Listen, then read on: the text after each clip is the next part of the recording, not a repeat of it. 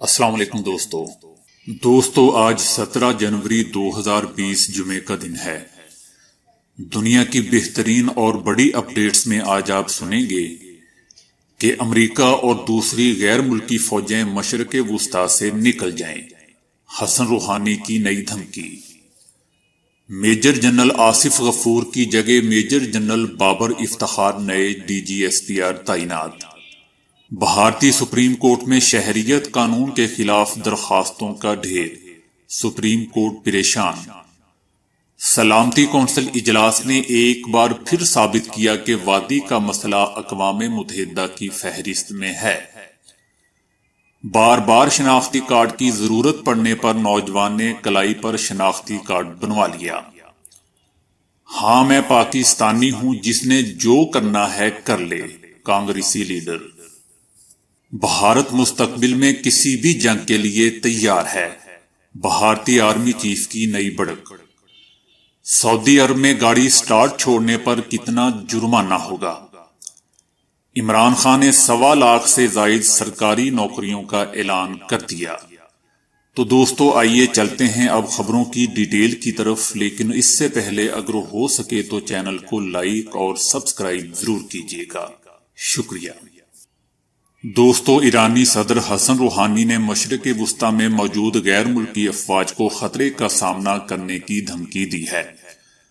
صدر حسن روحانی نے بیرونی طاقتوں کو مخاطب کیا کہ وہ اپنی افواج مشرق وسطی سے نکال لیں۔ وہ خبردار کرتے ہیں کہ اگر افواج خطے میں رہی تو وہ خطرے میں آ سکتی ہیں۔ انہوں نے کہا کہ آج امریکی فوج خطرے میں ہے، کل یورپی افواج بھی خطرے میں ہو سکتی ہیں۔ ایرانی صدر کا کہنا تھا کہ عالمی برادری کے ساتھ مذاکرات مشکل ہونے کے باوجود اب بھی ممکن ہیں۔ حکومت جنگ یا محاذ آرائی سے بچنے کے لیے روزانہ کی بنیاد پر کام کر رہی ہے۔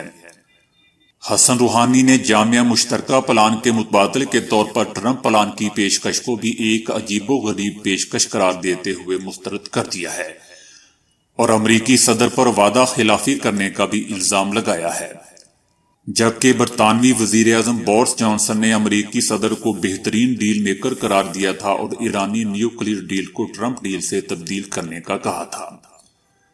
دوستو ادھر پاک فوج میں بڑے عہدوں پر تقرریاں اور تبادلے کر دیے گئے ہیں۔ میجر جنرل آصف غفور کو عہدے سے ہٹاتے ہوئے میجر جنرل بابر افتخار کو DGSPR تعینات کر دیا گیا ہے۔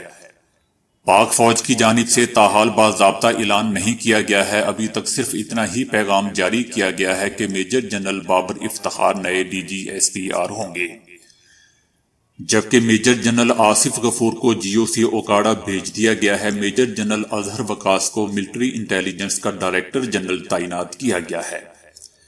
دوستو بھارت میں متنازع شہریت قانون کے خلاف احتجاج جاری ہے اور بھارتی سپریم کورٹ میں اس قانون کے خلاف درخواستوں کا ڈھیر لگ چکے ہیں۔ سپریم کورٹ دباؤ میں آ چکی ہے اور درخواستوں کو لے کر پریشان بھی ہے، لیکن بھارتی حکومت ٹس سے مس نہیں ہو رہی۔ شہریت قانون کے خلاف روزانہ کی بنیاد پر اوسطاً تقریباً 200 درخواستیں بذریعہ ڈاک موصول ہو رہی ہیں، جبکہ تقریباً 10,000 درخواستیں اب تک موصول ہو چکی ہیں۔ ہزاروں درخواستیں پروسیس کرنے سے سپریم کورٹ کا عملہ دباؤ کا شکار ہے اور اضافی وقت دینا پڑ رہا ہے۔ دوستو اقوام متحدہ کی سلامتی کونسل نے مقبوضہ وادی کو ایک بار پھر متنازع تسلیم کرتے ہوئے بھارت سے کرفیو اٹھانے اور انسانی حقوق کی خلاف ورزیاں ختم کرنے پر شدید زور دیا ہے۔ مقبوضہ وادی میں 164 دن گزرنے کے بعد سلامتی کونسل نے دوسری مرتبہ اس پر بات چیت شروع کی ہے۔ بحث 1 گھنٹے سے زائد جاری رہی، جس میں تمام 15 اراکین نے حصہ لیا۔ اراکین کی جانب سے بھارتی اقدامات کو تناؤ میں اضافے کی وجہ قرار دیا گیا۔ سلامتی کونسل اجلاس نے ثابت کیا کہ مسئلہ اقوام متحدہ کی فہرست میں شامل ہے، اس لیے سلامتی کونسل کا اجلاس اس بات کا عکاس ہے کہ یہ ایک عالمی مسئلہ ہے۔ شاہ محمود قریشی جو کہ امریکہ کے دورے پر ہیں، سلامتی کونسل اور جنرل اسمبلی کے صدور سے بھی ملاقاتیں کر چکے ہیں۔ وہ اب واشنگٹن کا دورہ کریں گے، جہاں وہ امریکی ہم منصب مائک پومپیو اور دیگر امریکی حکام سے ملاقاتیں کریں گے۔ دوستو اپنا شناختی کارڈ بھول جانے کی عادت میں مبتلا نوجوان نے تصویر سمیت پورا شناختی کارڈ ہی اپنے بازو پر ٹیٹو کے ذریعے گھدوا لیا۔ دیگر ممالک کی طرح ویتنام میں بھی سگریٹ خریدنے یا نائٹ کلب وغیرہ میں جانے کے لیے شناختی کارڈ کی ضرورت ہوتی ہے۔ نوجوان نے پورا شناختی کارڈ ہی اپنے بازو کے اندرونی حصوں میں ٹیٹو کی شکل میں بنوا لیا۔ یہ نوجوان کئی بار اپنا شناختی کارڈ گھر بھول جاتا اور اس وجہ سے اسے کئی پریشانیوں کا سامنا کرنا پڑتا، کیونکہ وہ خود کو قانونی طور پر 18 برس کا ثابت نہیں کر سکتا تھا۔ اس کے بعد حتمی طور پر اس نے شناختی کارڈ کو بدن کا حصہ بنانے کا فیصلہ کیا۔ لوگوں نے اس عمل کو شدید تنقید کا نشانہ بنایا ہے۔ ٹیٹو بنانے والے نے کہا ہے کہ مجھے نوجوان کے جسم پر یہ ٹیٹو بنانے میں 1 گھنٹے سے زائد وقت لگا۔ دوستو، ادھر بھارت میں ہاں میں پاکستانی ہوں، جس نے جو کرنا ہے کر لے۔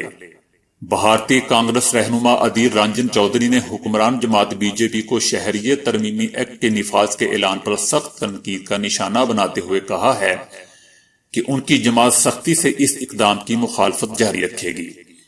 کولکتہ میں ایک ریلی سے خطاب کرتے ہوئے انہوں نے واشگاف الفاظ میں کہا کہ ہاں میں پاکستانی ہوں، بی جے پی کے لوگ یا جس نے جو کرنا ہے کر لے۔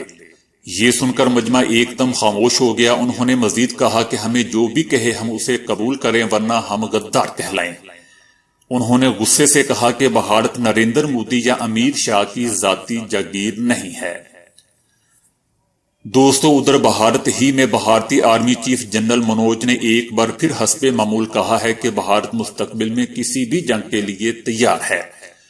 جو دہشت گردی کو فروغ دیتے ہیں انہیں جواب دینے کے لیے ہمارے پاس بہت سے راستے ہیں اور ہم ان کے استعمال میں ہچکچاہٹ محسوس نہیں کریں گے۔ دہلی میں بھارت کے یوم افواج کے موقع پر ایک تقریب سے خطاب کرتے ہوئے بھارتی جنرل نے وادی کی خصوصی حیثیت ختم کرنے کو تاریخی قرار دیا اور کہا کہ اس چیز نے مغربی ہمسائے کی طرف سے پراکسی جنگ سے نپٹنے میں مدد دی ہے۔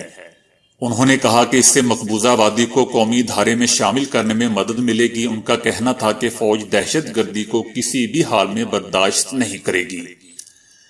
ان کا مزید کہنا تھا کہ بھارتی سرحدوں کی کڑی نگرانی کی جا رہی ہے اور بھارت کسی بھی جنگ سے نپٹنے کے لیے پوری طرح تیار ہے۔ ریسپیکٹڈ جنرل صاحب، گستاخی معاف، آپ کو آئے ہوئے ابھی 10 دن ہی ہوئے ہیں، لیکن یہ لڑائی تو 1947 سے جاری ہے۔ دہشت گردی وہ ہے جو مودی سرکار بھارتی مسلمانوں کے ساتھ کر چکی ہے اور کر رہی ہے۔ دوستو، ادھر سعودی پولیس کا کہنا ہے کہ گاڑی سٹارٹ حالت میں چھوڑ کر جانا قانونی خلاف ورزی شمار کی جاتی ہے۔ حفاظتی اقدامات کے تحت سٹارٹ حالت میں گاڑی چھوڑنے پر اب کم از کم 100 اور زیادہ سے زیادہ 150 ریال چالان کیا جائے گا۔ ٹریفک پولیس کا کہنا ہے کہ دکان یا کسی بھی مارکیٹ کے سامنے گاڑی پارک کرنے کے بعد اس امر کی یقین دہانی کر لی جائے کہ گاڑی سٹارٹ حالت میں تو نہیں۔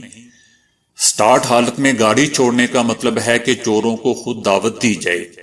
اس لیے احتیاط کا تقاضا ہے کہ اپنی جانب سے کسی قسم کا موقع فراہم نہ کیا جائے۔ پولیس کا مزید کہنا تھا کہ دوسری صورت میں سٹارٹ گاڑی میں بچے کھیل ہی کھیل میں گیئر لگا دیتے ہیں، جس سے گاڑی حادثے کا شکار ہو جاتی ہے۔ دوستو، ادھر پاکستان میں وزیر اعظم عمران خان نے ملک بھر میں 1.25 لاکھ سے زائد سرکاری اسامیوں پر فوری طور پر بھرتیوں کا حکم دے دیا ہے، جس کے مطابق وزارتوں اور محکموں کی غفلت کے باعث 1.25 لاکھ سے زائد سرکاری نوکریاں بھرتی کی منتظر ہیں۔ 1,29,000 اسامیاں خالی ہیں، جن میں سے 4,000 اسامیاں فیڈرل پبلک سروس کمیشن کے ذریعے بھی ہونا ہے۔ وزیر اعظم عمران خان نے وزارتوں کو خالی اسامیاں فوری طور پر پر کرنے کی ہدایت کر دی ہے۔